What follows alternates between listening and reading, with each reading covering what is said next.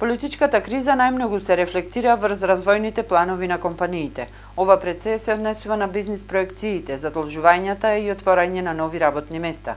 Голем број компании веќе трпат директни финансиски штети со зголемени трошоци во работењето, потенцира Димитров од Организацијата на работодавачи на Македонија. Политичката криза во било која држава, да секоја политичка несигурност влие негативно на бизнисот.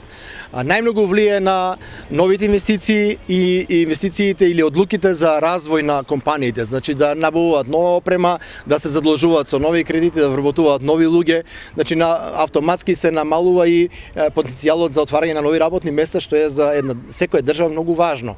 Но имаме и директни штети, например, наши членки се жалеле дека склучените веќе договори со странски компании за кредитирање на одредена опрема која треба да ја увезат со одреден процент, сега се зголемува процентот на каматата, да речеме од 4 на 7%, што директно ги зголемува трошоците на работењето на самата компанија. Значи имаме најразлични случаи во кои бизнисот трпи.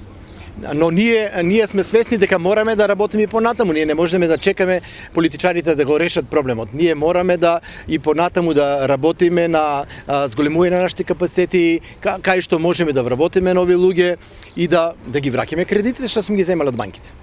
Организацијата на работодавачи како репрезентативна асоциација, член во Економско-социјалниот совет, неодамна започна со спроведување на иницијатива која се однесува на модифицирање на начинот на ангажирање на сезонските работници и нивно социјално пријавување и осигурување во рамки на проектот за унапредување на социјалниот диалог.